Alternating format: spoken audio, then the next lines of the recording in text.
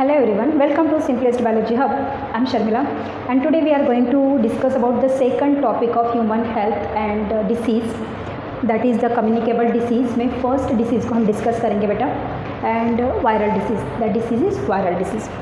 सो viral disease को पढ़ने से पहले वायरल स्टडी या वायरस से रिलेटेड कुछ टर्मिनोलॉजी जो इम्पॉर्टेंट है, it may be ask for the PYQ questions. These are, viral study को क्या कहा जाता है? जो साइंटिस्ट वायरस की स्टडी करते हैं उनको कहा जाता है वायरोलॉजी. स्टडी को कहा जाता है virology and that person is called virologist. Okay, father of the virology. सबसे पहले वायरोलॉजी का इन्वेंशन किसने किया, किसने स्टडी करना स्टार्ट किया? द इवेंट्स का is that virus is made up of. Virus हमारा जो है बेटा दो चीज़ों से बना हुआ है. वो बना हुआ है प्रोटीन से एंड न्यूक्लिक एसिड. तो nucleic acid may be DNA और RNA, may be single standard DNA, double standard DNA, may be single standard RNA, double standard RNA. दोनों में से कुछ एक ही होगा. न्यूक्लिक एसिड में या तो DNA होगा या तो RNA होगा. कुछ भी हो सकता है, सिंगल स्टैंडर्ड भी हो सकता है, डबल स्टैंडर्ड भी हो सकता है. सो टाइप्स ऑफ द वायरस क्या है? 3 तरह के वायरस पढ़ने हमें: plant virus, animal virus and bacterial virus. तो प्लांट वायरस में जो मोस्ट कॉमन एग्जांपल है that is the TMV, tobacco Mosaic virus. और यही वाला फर्स्ट PYQ है. पहला PYQ जो आता है, द फर्स्ट डेवलप और first discovered virus is tobacco virus. TMV virus is firstly discovered. Okay. दूसरा एनिमल वायरस में हम रेट्रो फैमिली से रिलेटेड वायरस देखेंगे. रेट्रो फैमिली क्या होती है आगे देखते हैं इसी पार्ट में. एंड बैक्टीरियल वायरस जो होते हैं उनको बैक्टीरियोफेजेस कहा जाता है. Means that virus are only depend on the bacteria for food purpose. वो हमारी बॉडी में चले गए तो भी हमारी बॉडी को कुछ भी नुकसान नहीं कर सकते क्योंकि उनका होस्ट तो बैक्टीरिया है. ह्यूमन बींग तो है ही नहीं. तो हम है ही नहीं तो हमारे बॉडी में आके बेचारे करेंगे भी क्या? एग्जिस्ट ही नहीं कर पाएंगे, है ना. So this one most important line is there, bacteriophages are found in Ganga river. अब ये क्या है? इसके ऊपर कभी कभी क्वेश्चन पूछा जाता है बेटा कि why the Ganga water is always pure. आपने देखा होगा कि हर साल वहाँ पे कितने सारे लोग, मरी हुई डेड बॉडीज़ जाती है, हाफली बर्न डेड बॉडीज़ छोड़ी जाती है, कितने सारे लोगों की अस्थियाँ विसर्जन होती है. रोज़ के रोज़ नियर अबाउट लाखों लोग आपके वहाँ पे जाके अस्थि विसर्जन कर रहे हैं, नहा रहे हैं, पूजन की सामग्री डाल रहे हैं. बहुत सारा मथुरा वाला जो एरिया है वहाँ पे आपका इंडस्ट्रियल एरिया पूरा गंगा की बैंक के ऊपर लोकेटेड है. तो इतना सारा वाटर पोल्यूशन हो रहा है तो भी गंगा का पानी इतना साफ और शुद्ध क्यों रहता है कि हम किसी भी पूजा में सबसे पहले उसका यूज़ करते हैं. तो ये सारी कृपा बेटा, ये सारी जो कृपा है गंगा नदी को क्लीन एंड क्लियर करने की, वो हमारी बैक्टीरियोफेजेस की है ना. गंगा नदी में बैक्टीरियोफेजेस की क्वांटिटी सबसे ज़्यादा है. तो जब भी कोई ऑर्गेनिक मैटर गंगा नदी में छोड़ा जाता है, ऑर्गेनिक मैटर में आपकी डेड बॉडीज़ है, अस्थियाँ है, आपका जो फूल की सामग्री है, फूल पत्ती लीव्स वगैरह उसकी जो सामग्री है, और these are the organic things. और हमें पता है कि organic things are undergoing the degradation, decomposition. तो डिग्रेडेशन और डिकम्पोजिशन के दौरान बहुत सारे बैक्टीरिया रिलीज होंगे और बहुत सारे बैक्टीरिया रिलीज होंगे तो बहुत सारे डिसीज़ क्रिएट करेंगे. बट ऐसा नहीं होता क्योंकि क्या होता है, बैक्टीरिया के साथ साथ वहाँ पे बैक्टीरियोफेजेस भी प्रेजेंट है. और बैक्टीरियोफेजेस क्या करते हैं? बैक्टीरिया को इनकल्प करते, खा डालते, ख़त्म कर देते, उसकी बॉडी में जाते, रिप्रोड्यूस करते, ख़त्म हो जाते.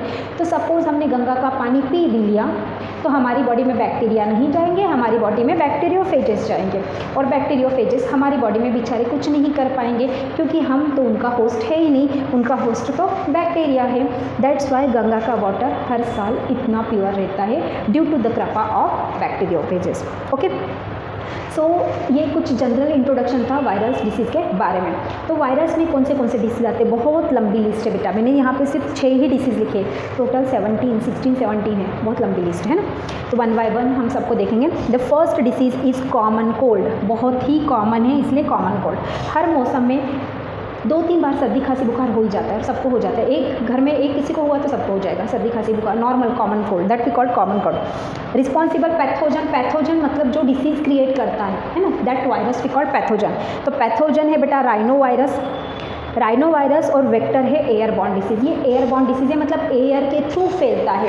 अगर हम किसी के कांटेक्ट में आ गए कॉमन कोल्ड वाले पर्सन के, वो छींकेगा, खांसेगा, तो छींकेगा, खांसेगा तो उसके जो बैक्टीरिया है, सॉरी वायरस है, वो एयर में ट्रांसमिट होंगे और एयर के थ्रू हमारे तक आएंगे और हमें भी कॉज करेंगे. अफेक्टेड एरिया है upper respiratory system.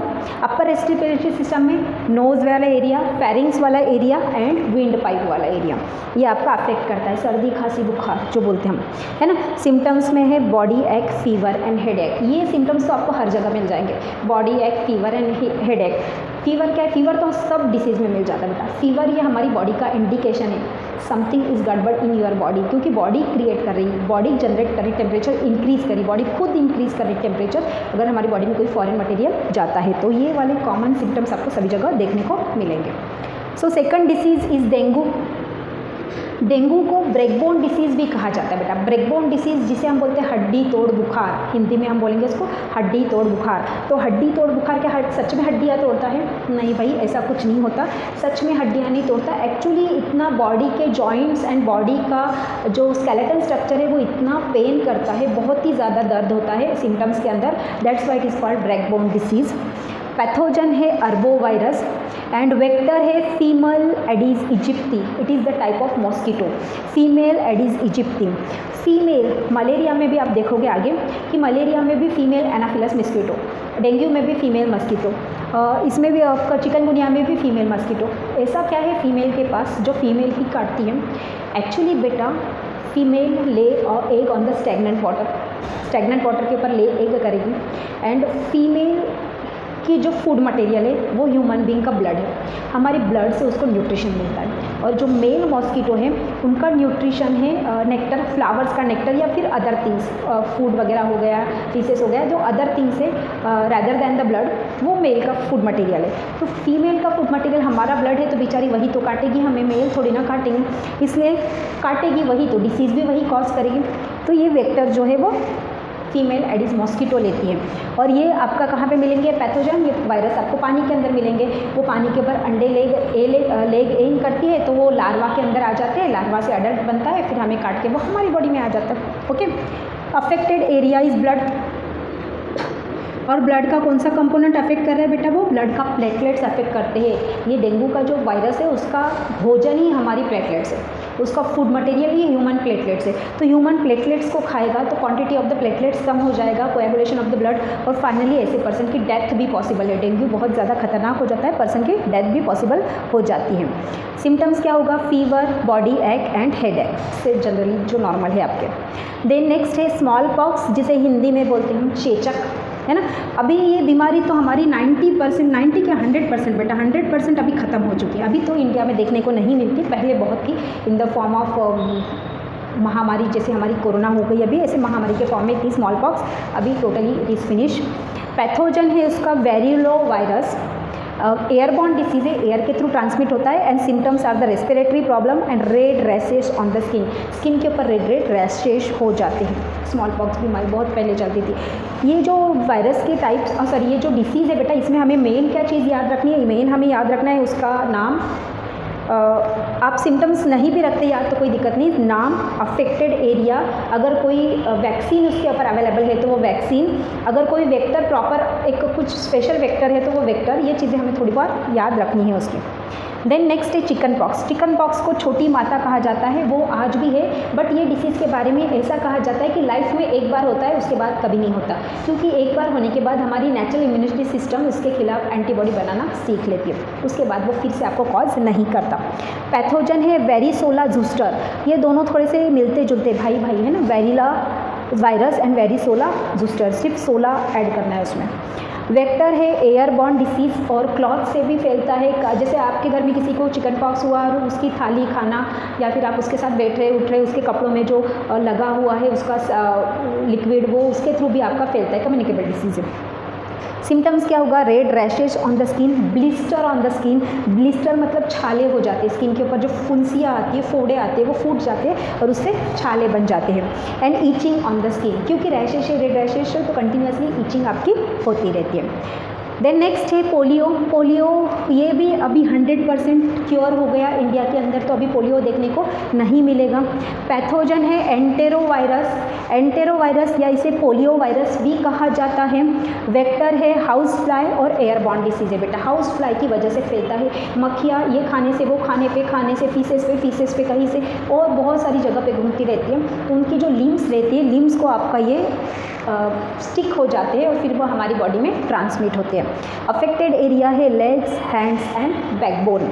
Polio day एक इंपॉर्टेंट टर्मिनोलॉजी PYQ में कभी पूछी जाती है कि whenever we celebrate the polio day, so हमें डेट पता होनी चाहिए, दैट इज़ द 24 अक्टूबर को हम पोलियो डे सेलिब्रेट करते हैं, बिकॉज ये बहुत बड़ी महामारी थी, अब इंडिया में से ख़त्म हो चुकी है। ओके, और वैक्सीन, इसके ऊपर भी PYQ पूछा जाता है कि पोलियो के वैक्सीन को क्या कहा जाता है, तो बेटा पोलियो के वैक्सीन को ओरल ड्रॉप कहा जाता है, और उसको डिस्कवर्ड किया था अल्बर्ट सैबिन ने।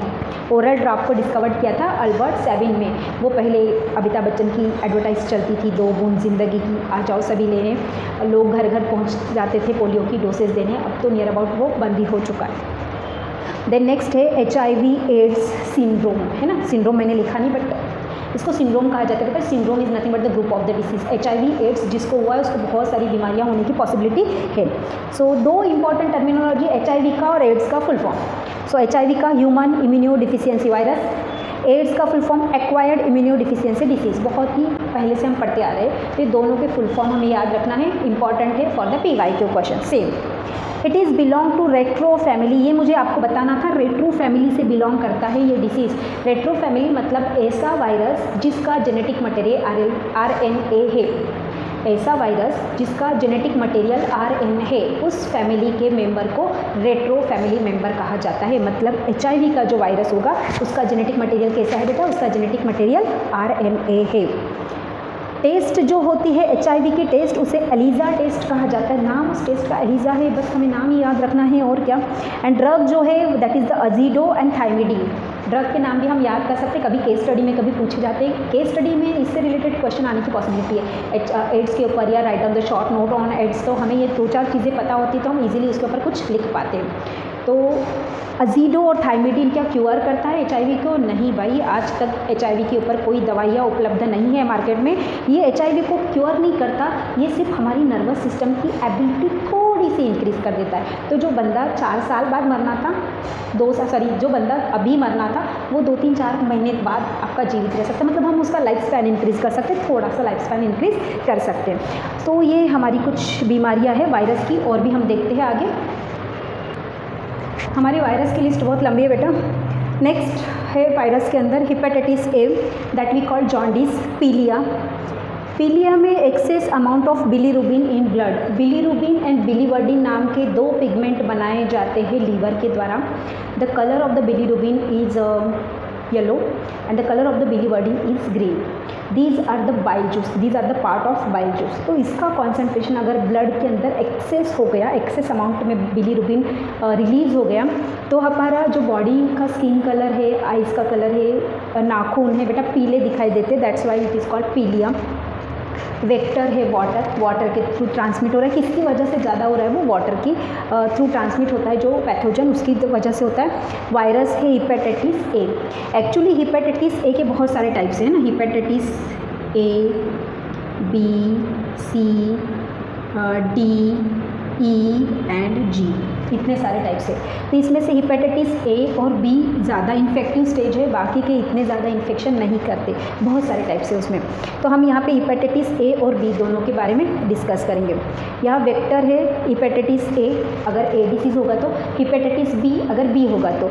हेपेटाइटिस A होगा तो उसे वाइट येलो पीलिया कहते हैं, येलो जॉन्डिस, और हेपेटाइटिस B से इफेक्ट होगा तो उसे वाइट जॉन्डिस कहते हैं, white body white becomes white हो जाती है। ओके, अफेक्टेड एरिया क्या है, दोनों में सेम होगा। Affected area is blood. इसमें क्या हो जाता है, इफेक्ट हेपेटाइटिस A में ब्लड का जो ऑक्सीजन कैरिंग कैपेसिटी, ऑक्सीजन को कैरी कौन कर रहा है ब्लड में, हीमोग्लोबिन। तो 1 haemoglobin have ability to bind with the 4 oxygen atom. तो यहाँ पे उसकी जो ऑक्सीजन कैरिंग कैपेसिटी है बेटा वो कम हो जाती है धीरे। तो 4 बाइंड होना था तो 2 ही बाइंड हो जाएंगे, 1 ही बाइंड हो जाएगा, तो ऑब्वियसली हमारी रेस्पिरेटरी प्रॉब्लम यहाँ पे जनरेट होने की पॉसिबिलिटी है। एंड लीवर को डैमेज कर देता है ये एरिया, क्योंकि एक्सेस क्वांटिटी में आपका बिलीरुबिन बाहर निकल रहा है, और बिलीरुबिन जनरेट कौन कर रहा है बेटा, लीवर कर रहा है, तो लीवर का भी कुछ पार्ट वो डैमेज कर देगा। और अगर हेपेटाइटिस B हो रहा है तो उसमें blood is convert into water, blood water में कन्वर्ट हो जाता है, खून पतला हो जाता है, इस कंडीशन को हम बोलते हैं खून पतला होना। ओके, नेक्स्ट है रेबीज़। रेबीज़ होता है by biting of any animals, किसी भी एनिमल्स के बाइट करने की वजह से। कौन से वेक्टर है आपके, कौन बाइट कर सकता है, डॉग है, मंकी है, कैट है, तो उनका जो सलाइवा है, उनके सलाइवा में ये पैथोजन रहता है, उसका नाम है रेबडा वायरस। रेबडा वायरस आपके इनके सलाइवा में प्रेजेंट रहता है और जब वो हमें बाइट करते हैं तो वो हमारी बॉडी में इंजेक्ट हो जाता है। सिम्टम्स क्या है, उस पर्सन को हाइड्रोफोबिया हो जाता है। हाइड्रो मीन्स वाटर और फोबिया मीन्स डर, पानी से डर लगता है, नहाना पसंद नहीं है, पानी के पास जाना पसंद नहीं है, तो that condition we called hydrophobia. उस पर्सन को हाइड्रोफोबिया हो जाता है, फीवर आता है, हेडेक हो जाता है, मेंटली इल हो जाता है, डर बैठ जाता है, कुछ करने की इच्छा नहीं होती, जो नॉर्मल हमारे सिम्टम्स है वही दिखाई देते हैं। नेक्स्ट है मम्स भी बहुत ही कॉमन सा डिसीज़ है बेटा। सलाइवरी ग्लैंड जो हमारी यहाँ पे लोकेटेड है, सलाइवरी ग्लैंड उनसे रिलेटेड है। इसे हिंदी में गलसूजा कहा जाता है। Pathogen is paramyxo virus are attach to our salivary gland. और क्या होगा, किसके थ्रू ट्रांसमिट हो रहा है, वाटर, एयर और सॉइल, तीनों से ट्रांसमिट होता है। सिम्टम्स है सलाइवा बिकम लेस। अब सलाइवा के अंदर जाके बेटा, सलाइवरी ग्लैंड के अंदर जाके बैठेगा तो वहाँ में सलाइवा का सिक्रेशन तो अफेक्ट करेगा, तो सिक्रेशन कम कर देता है ना। एंड जॉ बिकम लॉक्ड, ये मैंडिबल जो है हमारा मूवेबल है, ये जॉ लॉक्ड हो जाता, हार्ड हो जाता है उसकी बोन, हम मुंह चला नहीं पाते, ऊपर नीचे नहीं कर पाते, कुछ खा नहीं पाते, लॉक्ड हो जाता है। एंड इन्फ्लामेशन इन थ्रोट, गले में आपकी सूजन आ जाती है। नेक्स्ट है Ebola virus. Ebola disease pathogen है उसका इबोला वायरस। इबोला डिसीज़ का पैथोजन है इबोला वायरस। वेक्टर है बैट के थ्रू ट्रांसमिट हो रहा है, चमगादड़ जिसे हम बोलते हैं। एंड सिम्टम्स है anaemia and blood infection, blood में इन्फेक्शन करता है। और ब्लड की कौन से एरिया को इन्फेक्शन कर रहा है, ब्लड की आरबीसीज़ को इन्फेक्शन कर रहा है। और ब्लड की आरबीसीज़ की क्वांटिटी अगर कम हो जाती है तो एक डिसीज़ होता है, that disease we call the anaemia disease. तो एनीमिया होने की पॉसिबिलिटी होती है। नेक्स्ट है नीफा फ्लू, ये पैथोजन है उसका नीफा वायरस। ये इसका वेक्टर भी बैट है बेटा, चमगादड़ों से ही आपका ट्रांसमिट होता है। And symptoms are less amount of glucose in brain और अफेक्ट द नर्वस सिस्टम।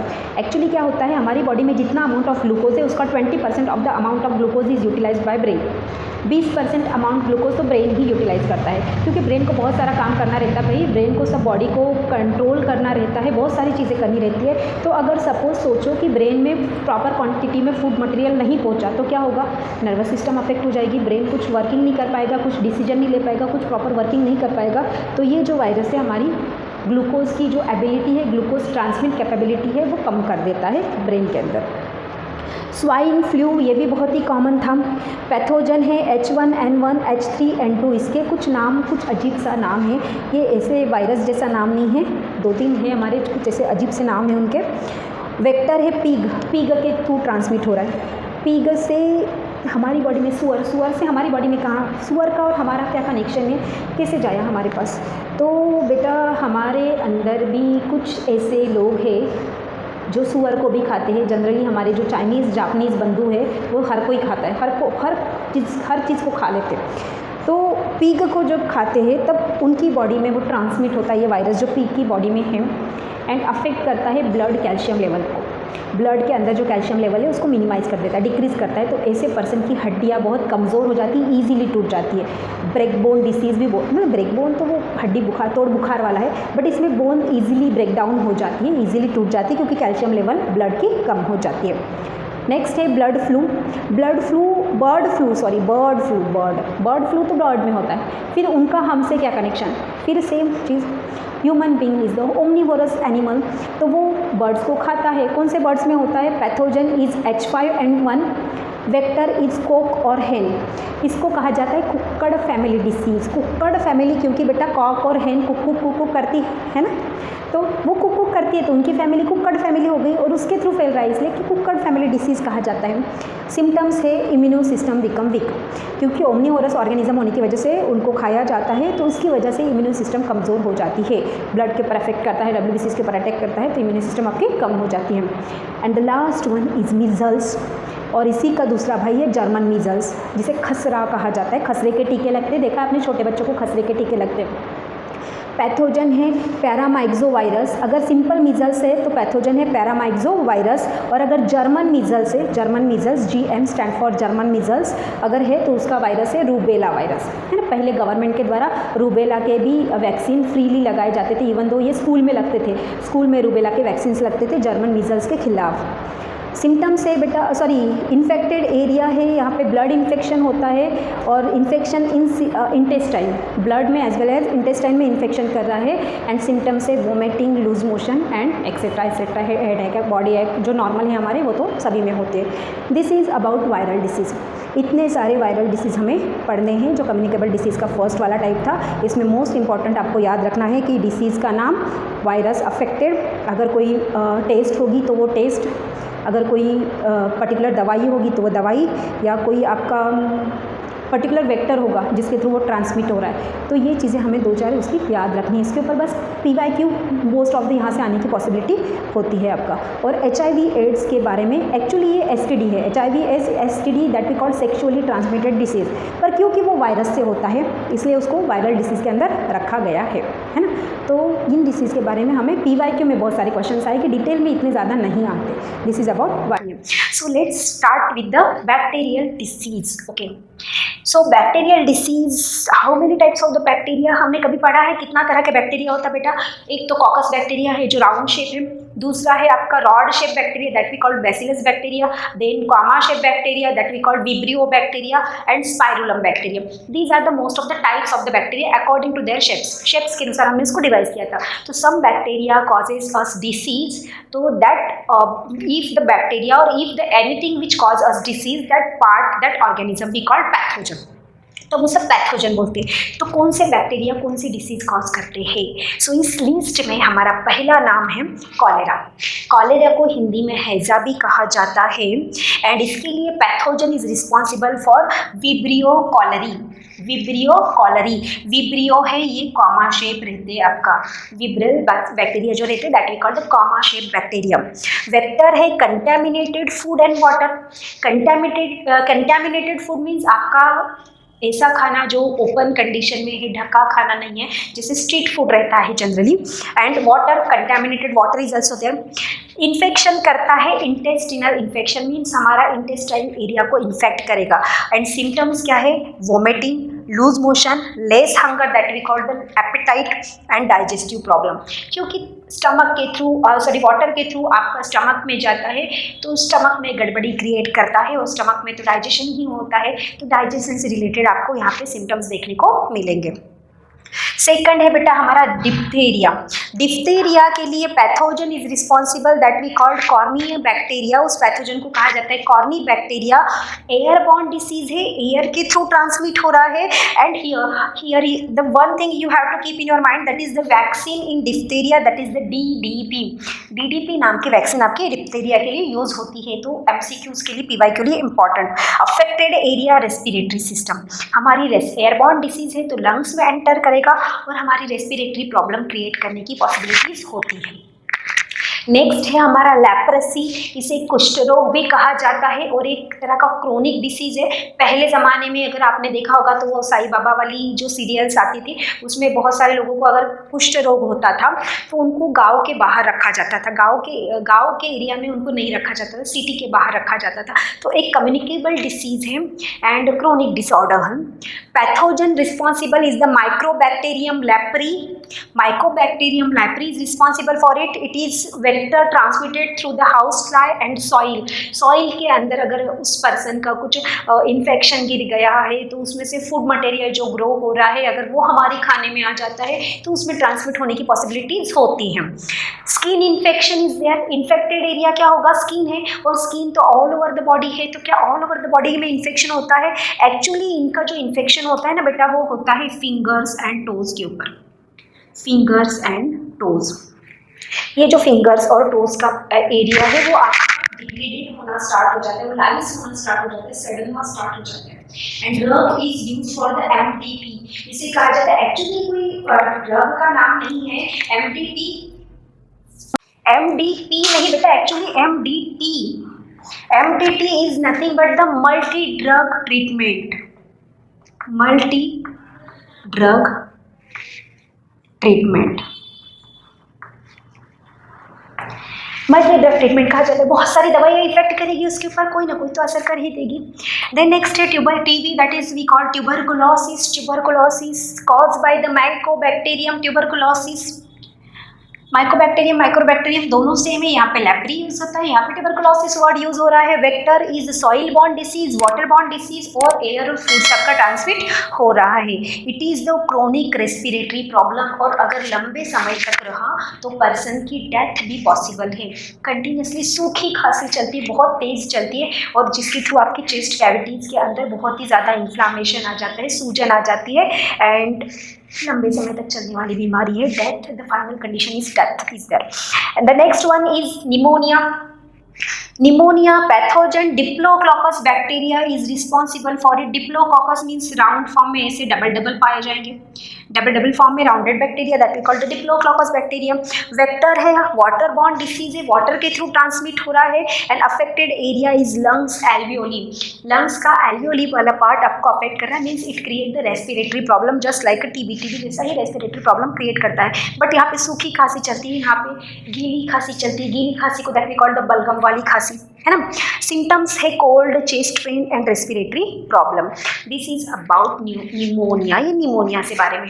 अभी रुको, अभी लिस्ट बाकी है आपकी। इस लिस्ट में नया है हमारा syphilis. Syphilis pathogen is Treponema palladium.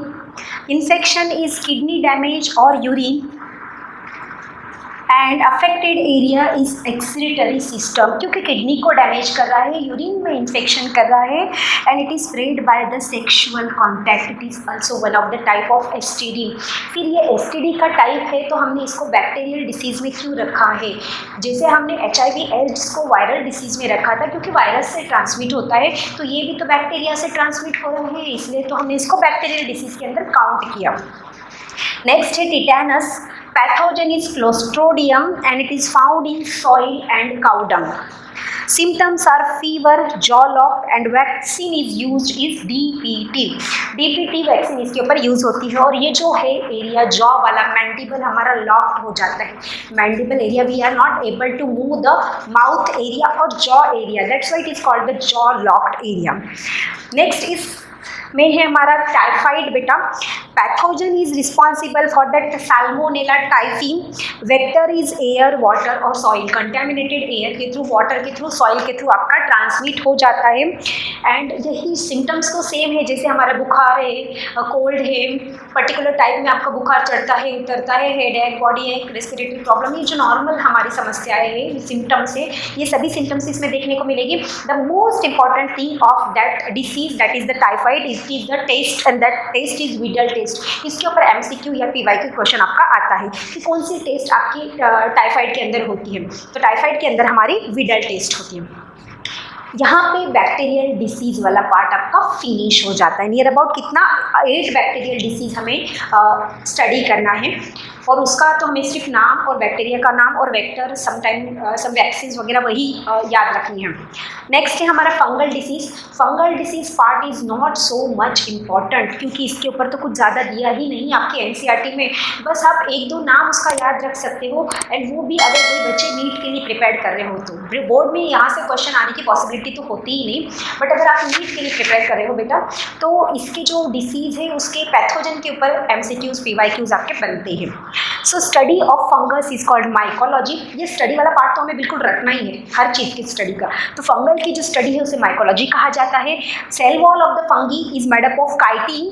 Chitin हमने देखा हुआ एक बार, और ये हेटरोट्रॉपिक मोड ऑफ न्यूट्रिशन को फॉलो करते हैं। हेटरोट्रॉपिक में particular type is the saprophytic mode of nutrition, means ऐसे ऑर्गेनिज्म जो डेड एंड डिकेइंग मटेरियल के ऊपर सर्वाइव करते हैं। Okay, the first in that list the first disease is ringworm that we called दाद, खाज, खुजली। एडवर्टाइज देखते हैं ना, बीटेक्स मलम एंड बीटेक्स लोशन, मैं यहाँ पे कोई एडवर्टाइज नहीं कर रही हूँ। तो रिंगवर्म के लिए आपका रिस्पॉन्सिबल पैथोजन है ट्राइकोप्टेरॉन लैम्ब्री कॉडी। स्कैबीज, खाज, दाद खाज दोनों भाई बहन ही हैं, साथ में ही आते हैं। तो इसके लिए pathogen responsible for the ascaris scabiei. Asthma, asthma ये क्रोनिक डिसऑर्डर है जो रेस्पिरेटरी सिस्टम से लेके चलता है, और यहाँ पे आपका रेस्पिरेटरी सिस्टम में सूजन आ जाती है, इन्फ्लामेशन हो जाता है, person not able to take a breath in, and बहुत सारे क्रिएट हो जाता है problem. It is just due to the aspergillus फ्रूजिएलियस, इसकी वजह से आपका ट्रांसमिट हो रहा है। बाल्डनेस, टकला, पर्सन के बाल चले जाते हैं। तो बाल्डनेस एक्चुअली ये एजिंग के साथ भी आता है कि एज बढ़ने के बाद आपके बाल निकल जाते हैं। मेल में जल्दी प्रोसेस होती है, बट कुछ टीनेजर कंडीशन में, एडोलसेंस कंडीशन में अगर किसी को बाल्डनेस आ गया तो वो एक फंगल डिसीज के फॉर्म में होता है बेटा। And the pathogen is responsible for it is the Taenia pedis. And the last is the athletic fit. Athlete fit means both जो फिट एरिया है, पैरों का जो एरिया है, उस पर एक्स्ट्रा ऑर्डिनरी सूजन आ जाती है, बहुत ही बड़ी सूजन आ जाती है। तो बहुत ही size of the legs become very high और become very thick. Pathogen is responsible for is the tinea capitis. These are the fungal disease. इसमें तो वही हमारा इन्फ्लामेशन होता है, सूजन आती है, दाल चट्टे पड़ जाते हैं, स्किन के ऊपर अफेक्ट होता है, खा जाती है, खुजली चलती है, इचिंग होती है। ये कॉमन आपके सिम्टम्स देखने को मिलेंगे।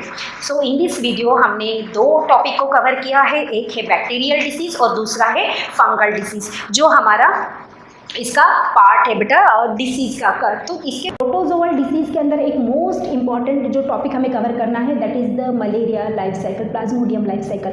ये हमारी एनसीईआरटी में दिया हुआ है, क्योंकि उसकी पूरी लाइफ साइकिल दी है तो बहुत सारे क्वेश्चन वहाँ से बनने की पॉसिबिलिटी है, either they for board examination और दे फॉर द नीट एग्जामिनेशन। बहुत ही इंपॉर्टेंट पार्ट है। जो टॉपिक जो नेम आपके एनसीईआरटी में यूटिलाइज किए गए हैं उन सभी नेम को हम यहाँ पे नोटिफाई करेंगे। हम उसका जानेंगे कि एक्चुअली वो है क्या, उसका टॉपिक क्या है। बहुत इंपॉर्टेंट है, एग्जाम में आपका आने की पॉसिबिलिटीज़ है। So let's start with the first that is the protozoal disease. Protozoa क्या है बेटा? Protozoa is the unicellular aquatic parasite. Unicellular body है, एक्वेटिक है, पानी के अंदर रहता है, और पैरासाइट है, depend on the other organism for the food purpose. The first disease in that list is African sleeping sickness caused due to the Tryphosinemo and vector is TCTC fly, not TCTC fly. Pronunciation TCTC नहीं बोलेंगे, T is silent, so CC fly. The vector is the CC fly. Affected area क्या होगा? Sleeping sickness है, मतलब सोने की बीमारी। सोने की बीमारी में सोना ही आएगा, नींद आएगी बहुत सारी, तो फील वेरी स्लीपी। और हम स्लीपी कब फील करते हैं? जब हमारी ब्रेन में एक पीनियल ग्लैंड होती है। पीनियल ग्लैंड एक स्पेशल तरह का हार्मोन सिक्रेट करती है that we called melatonin, and that melatonin hormone control our sleep cycle, वो हमारी स्लीप साइकिल को कंट्रोल करता है। If melatonin increases we feel sleepy, when melatonin decreases we out come from the sleep. Okay, तो यहाँ पे person की brain के अंदर बहुत ज़्यादा मेलाटोनिन सिक्रेट हो जाएगा, तो स्लीपी का दिन भर बहुत आलस आ जाएगा, बहुत नींद आएगी, सोने की इच्छा होगी। आलस की वजह से जो स्लीपिंग आती है, नींद आती है, वो कोई सिकनेस नहीं है बेटा आपका, ये तो सिम्टम्स है उसके, अगर इस तरह का डिसीज़ होता है तो। नेक्स्ट है डिसेंट्री एंड डायरिया। बहुत ही कॉमन डिसीज है जो बरसात के सीज़न में तो 100% होना ही होना है, क्योंकि वाटर बॉर्न डिसीज़ है, air borne disease, water borne disease है, most of the food borne disease है। Pathogen is Entamoeba hysterica. Amoeba की कृपा से हो रहा है ये सब। Entamoeba hysterica responsible for it infection in small intestine. So small intestine में इन्फेक्शन कर रहा है, मतलब डाइजेशन को गड़बड़ कर रहा है, डाइजेशन में प्रॉब्लम क्रिएट कर रहा है, तो क्या होगा? लूज मोशन हो जाएगा, वोमिटिंग हो जाएगी, digestion is not proper, acidity हो जाएगी। तो ये कुछ उसके सिम्टम्स हैं। The most important of this list is the malaria. यही हमें देखना है, मलेरिया की पूरी प्लाज्मोडियम की लाइफ साइकिल हमें पढ़नी है बेटा। मलेरिया को बैड एयर डिसीज़ भी कहा जाता है, क्योंकि एयरबॉर्न डिसीज़ है आपका। एयरबॉर्न, ये मॉस्किटो की तरह आपका ट्रांसमिट हो रहा है, मॉस्किटो के द्वारा ट्रांसमिट हो रहा है actually. Pathogen is plasmodium vivax and plasmodium falciparum. तो फैल्सीपेरम से ही होता है कि एक्चुअली प्लाज्मोडियम की 4 types of the plasmodiums are there, but ये जो 2 वैरायटी है, ये 2 वैरायटी ज़्यादा इन्फेक्टेड होती है बेटा आपकी। So vector is female anopheles mosquito. ये हमने पहले भी देखा था इन डेंगू डिसीज़ की female aedes mosquito is there. तो फीमेल ही मॉस्किटो वेक्टर क्यों होती है, इसके ऊपर हमने ऑलरेडी डिस्कस कर लिया है, क्योंकि फीमेल मॉस्किटो का फूड मटेरियल हमारा ब्लड है, it is parasitic in nature, और वो हमारी ब्लड के ऊपर डिपेंड करती है, तो वो हमें काटेगी तो वही तो इफ़ेक्ट करेगी। मेल हमें जब काटता ही नहीं तो वो इफ़ेक्ट क्यों करेगा? तो female anopheles mosquito is a vector of malaria and the most important MCQs question जो आता है that is the malaria day, when we celebrated the malaria day. Malaria day क्यों सेलिब्रेट करते हैं? इतने सारे डिसीज़ हैं, उनका डे तो हम कभी सेलिब्रेट नहीं करते, मलेरिया का डे क्यों सेलिब्रेट किया जाता है? Actually it is the very pandemic disease. पहले जो ज़माना था, पहले ज़माने में बहुत ही ज़्यादा महामारी के फॉर्म में था, पैंडेमिक फॉर्म में था, तो एक पैंडेमिक डिसीज़ के कारण हम एज अ मलेरिया डे भी सेलिब्रेट करते हैं and it is on 25 April. Malaria Day celebrated on 25 April and drug is used on the malaria that we called quinine and quinine is obtained from the cinchona bark. Cinchona, some बच्चे उनका pronunciation चिंसोना भी करते हैं but it is not the right pronunciation. Cinchona की जो bark part है, जो उसकी खाल है, उससे उसकी दवाई बनाई जाती है, क्विनिन को एक्सट्रैक्ट किया जाता है। तो ये मलेरिया के बारे में, मलेरिया के सिम्टम्स सेम होंगे, बुखार आएगा, ठंड लगेगी, cold, fever, headache, body pain, respiratory problem, digestive problem, all problems are created there, जो नॉर्मल हमारे सिम्टम्स होते हैं। सो हमें इस वीडियो में कवर करना है most important part is the life cycle of Plasmodium.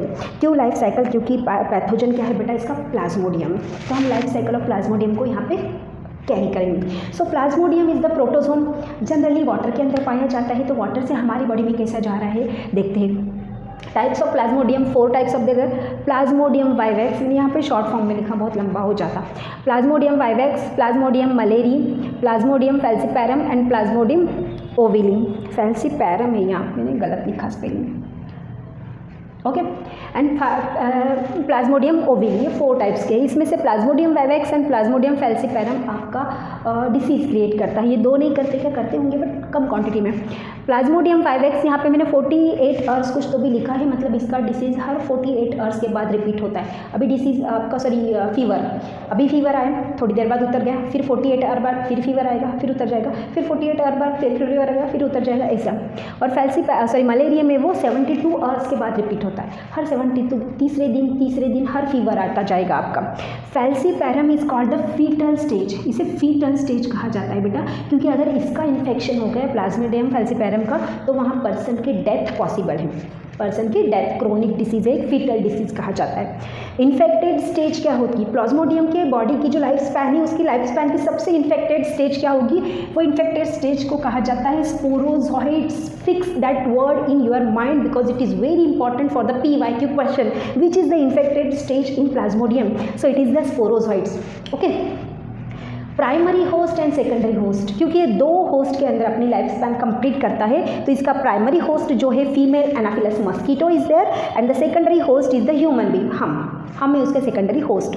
Incubation period कितना होता है? इंक्यूबेशन पीरियड मतलब एग लेइंग करने के बाद जो लार्वल स्टेज में, प्यूपल स्टेज में जाता है, देन अडल्ट डेवलप होता है, तो लार्वल प्यूपल स्टेज का जो एरिया रहता है that period we call the incubation period. तो प्लाज्मोडियम वाइवेक्स में वो रहता है 6 से 12 दिन, प्लाज्मोडियम फैल्सीपैरम में रहता है वो 28 से 30 दिन एंड प्लाज्मोडियम मलेरिया में वो रहता है 6 से 12 दिन। ओवेली में भी सेम ही रहता है। तो इनका इंक्यूबेशन पीरियड से हमें क्या कनेक्शन है? एक्चुअली जितने दिनों तक उनका इंक्यूबेशन पीरियड है, उतने दिनों तक हमारी बॉडी में सिम्टम्स दिखाई देंगे, उतने दिनों तक हमारी बॉडी में कंटिन्यूसली ट्रीटमेंट चलेगी, कंटिन्यूसली सिम्टम्स शो ऑफ होंगे, क्योंकि अभी तो बाहर ही नहीं निकले, वो बाहर निकलने से पहले ही इतना इन्फेक्शन कर रहे हैं बॉडी में, तो निकलने के बाद कितना करेंगे? अभी तो अंडे के अंदर ही है, ओके।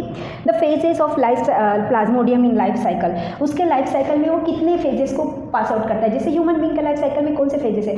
बर्थ है, बर्थ के बाद उसका है कौन सा पीरियड है आपका? Childhood period, juvenile childhood period है। चाइल्डहुड पीरियड के बाद जो आता है एडोलसेंस पीरियड, एडोलसेंस के बाद अडल्ट पीरियड, देन आपका ओल्ड एज पीरियड। जैसे ये लाइफ स्पैन का एरिया है, वैसे उसके लाइफ फेजेस में सीजोगैमी, गैमोगैमी एंड स्पोरोगैमी, 3 कंडीशन आती है, सीजोगैमी, गैमोगैमी एंड स्पोरोगैमी। ये तीनों कंडीशन वो कौन से होस्ट के अंदर कंप्लीट करता है, ये हम देखेंगे, ओके। कौन से होस्ट के अंदर कौन सा फेज कंप्लीट कर रहा है, ये अभी देखते हैं बेटा। So the first is schizogamy. तो सीजोगैमी कब होगा? ये अब सोचो, फीमेल एनाफिलस मॉस्किटो, क्योंकि उसका primary host female anopheles mosquito है एंड उसकी इन्फेक्टेड स्टेज है स्पोरोजॉइड। तो वो फीमेल एनाफिलस मॉस्किटो ने मस्त पे की बढ़िया सा अपना एग लेइंग कर दिया, किसके ऊपर? स्टैग्नेंट वाटर के ऊपर। स्टैग्नेंट वाटर के जो लार्वा उसके अंदर डेवलप हुए, वो लार्वा के अंदर स्पोरोजॉइड्स प्लाज्मोडियम के एंटर हो गए। फिर वो अडल्ट बना, मॉस्किटो बना, और मॉस्किटो बनने के बाद उसने हमें काटा, है ना। तो उसने हमें काटा तो पहली फेज हो गई, that we called inoculation. That phase we called inoculation. Inoculation मतलब entry of sporozoite in inoculation means entry of the sporozoids. It we called entry of sporozoids. तो हमें मॉस्किटो काटा, हमारी बॉडी में एंटर हो गया स्पोरोजॉइड के फॉर्म में। तो स्पोरोजॉइड के फॉर्म में with in the half an hour वो हमारे पास जाएगा लीवर के पास, ब्लड के पास, स्प्लीन के पास और बोन मैरो के पास, है ना। With in half an hour ये आपका इस एरिया पे पहुंच जाएगा और वहाँ पे फीडिंग स्टेज में कन्वर्ट हो जाएगा। फीडिंग स्टेज में कन्वर्ट हो जाएगा and the feeding stage is क्रिप्टोजॉइड्स।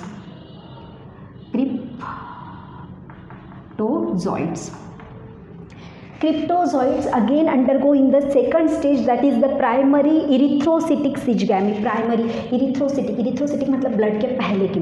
तो आपका लीवर के अंदर, सपोज ये लीवर है बेटा आपका, ये लीवर, अरे यार प्रॉपर तो बनाओ, ये लीवर की सेल्स है, ये लीवर की एक सेल के अंदर गया, क्रिप्टोजॉइड्स उसने बनाया। क्रिप्टोजॉइड्स बहुत ही बार रिप्रोड्यूस हो जाएगा और बनाएगा वो मेटाक्रिप्टोसाइट,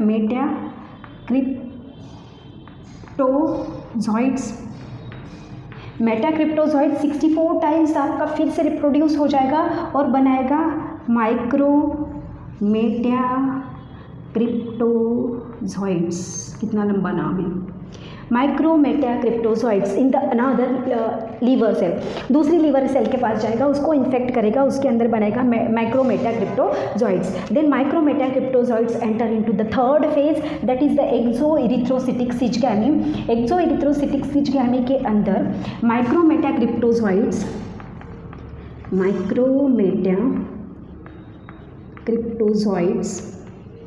ये फीडिंग स्टेज में कन्वर्ट हो जाएंगे, that is the trophozoids. The condition is trophozoids. Then trophozoids infect करेंगे बेटा ब्लड सेल को, और ब्लड की कौन सी सेल को, ब्लड की आरबीसीज को। ब्लड की आरबीसीज में एंटर हो जाएंगे, डिवाइड होंगे, number of the times divide there, बहुत सारा डिवीजन करेंगे, बहुत सारा रिप्रोडक्शन करेंगे और ये स्टेज बनाएंगे गमिड स्टेज। एंड गमिड स्टेज कौन सी है उसकी, यही स्टेज है उसकी, ट्रोपोजॉइड्स, ये गमिड स्टेज है। अब बहुत सारी क्वांटिटी में ट्रोपोजॉइड्स बने। अब ये ट्रोपोजॉइड्स गमिड स्टेज है, तो गमिड स्टेज आगे जाके जाइगोट बनाएगी, बट वो हमारी बॉडी में कंप्लीट नहीं करते, बाकी की प्रोसेस वो फीमेल एनाफिलस मॉस्किटो की बॉडी में कंप्लीट करते हैं। तो हमारी बॉडी में 4 स्टेजेस होगी, इनोकुलेशन, प्राइमरी इरिथ्रोसिटिक सिजगैमी, एक्सो इरिथ्रोसिटिक सिजगैमी एंड इरिथ्रोसिटिक सिजगैमी, जहाँ पे उसने sporozoite convert into tropozoids. Sporozoid is the diploid stage while the tropozoid is the haploid stage, क्योंकि एक गमिड स्टेज है और हमें पता है कि गमिड स्टेज आपकी हैप्लॉइड स्टेज होती है बेटा। अब आगे की लाइफ साइकिल उनको कंप्लीट करना है फीमेल एनाफिलस मॉस्किटो की बॉडी में। अब क्या होता है, ये जो ट्रोपोजॉइड जाएंगे, ये जाएंगे फीमेल एनाफिलस मॉस्किटो की बॉडी में, हमारी बॉडी के थ्रू ब्लड चूसेगी, वो फिर से हमें काटेगी, फिर से हमारी बॉडी के ब्लड लेगी, उनके जाएंगे, उनके जाके कहाँ जाएगी, उनके इंटेस्टाइन में जाएंगे, और इंटेस्टाइन में कंबाइन होंगे गमिड्स एंड दे फॉर्म कौन सी स्टेज थी हमारी पहली वाली स्टेज, कौन सी थी, स्पोरोजॉइड्स। Yes, sporozoites. तो जर्नी स्टार्ट हुई स्पोरोजॉइड से ही, ख़त्म हुई स्पोरोजॉइड्स पे ही। तो उनने बनाया इंटेस्टाइन में स्पोरोजॉइड्स, किसके इंटेस्टाइन में, फीमेल एनाफिलस मॉस्किटो की। बट फीमेल एनाफिलस मॉस्किटो के इंटेस्टाइन में तो वो आपको इन्फेक्ट नहीं कर सकते, तो बनते यहाँ पे है एंड स्टोर होते हैं, store in Anopheles mosquito salivary gland. जब फिर से फीमेल एनाफिलस मॉस्किटो के सलाइवरी ग्लैंड में स्टोर हो जाएंगे, फिर से वो हमें काटेगी, फिर से हमारी बॉडी में इंजेक्ट हो जाएंगे, किस फॉर्म में, स्पोरोजॉइड के फॉर्म में। तो यही फॉर्म में तो हमारी बॉडी में गए थे, हमारी बॉडी में उसने इतनी सारी लाइफ साइकिल कंप्लीट की। देन फिर फीमेल एनाफिलस मॉस्किटो की बॉडी में गए, तो कुछ बुक्स में आपको दिया रहेगा कि primary host is the female anopheles mosquito, कुछ बुक्स में रहेगा कि primary host is the human being. कुछ भी हो, होस्ट तो है। एक्चुअली फीमेल एनाफिलस मॉस्किटो की बॉडी के थ्रू ही हमारी बॉडी में आते हैं, बट स्टार्टिंग में अपना लाइफ स्पैन वो हमारी बॉडी में कंप्लीट करते हैं, देन बच्चा कुछ लाइफ स्पैन जो है वो फीमेल एनाफिलस मॉस्किटो की बॉडी में कंप्लीट करते हैं। तो 2 होस्ट है उसके, हम as well as female anopheles mosquito.